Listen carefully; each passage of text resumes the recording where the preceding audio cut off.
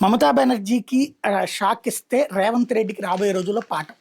ఏదైతే వేరే పార్టీలో గెలిచినటువంటి వాళ్ళని మన పార్టీలోకి తీసేసుకుని, మన స్పీకర్ ద్వారా ఎప్పటికీ అది పరిష్కారం కాని సమస్యగా దీర్ఘకాలం చేద్దామని రేవంత్ రెడ్డి చూస్తే, మొన్ననే హైకోర్టు ఈయనకు అనుగుణంగానే తీర్పొచ్చినా సుప్రీంకోర్టు తీవ్ర ఆగ్రహం వ్యక్తం చేసి టైం ఇస్తే, ఆ టైంలోపు మళ్ళీ సాగతీత ధోరణితో అనర్హత వేటు వేయకుండా అలాగని వాళ్ళకి సంబంధించి కొట్టేయకుండా పిటిషన్ అలాగే సాగదీస్తూ ఉంటే, ఇప్పుడు మమతా బెనర్జీ దగ్గరకి వచ్చినటువంటి తీర్పు హైకోర్టు అక్కడ ఇచ్చింది.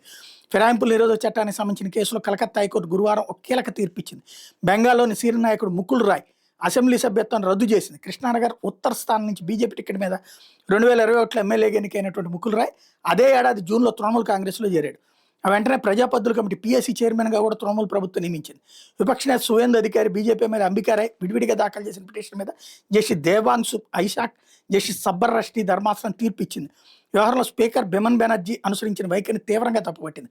ముకుల్ రాయ్ మీద విధించిన అనర్హత 2021 జూన్ 11 నుండే వర్తిస్తుందని చెప్పింది. పీఎస్సీ చైర్మన్గా నియామకాన్ని కూడా రద్దు చేసింది.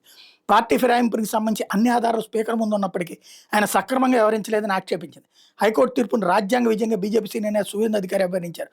2021లో మమతా బెనర్జీ రెండోసారి అధికారంలోకి వచ్చిన తర్వాత 54 మంది పక్ష ఎమ్మెల్యేలు పార్టీ ఫిరాయింపులు ప్రోత్సహించారు. అందరూ బీజేపీ వాళ్ళందరినీ అటు తీసుకున్నారు.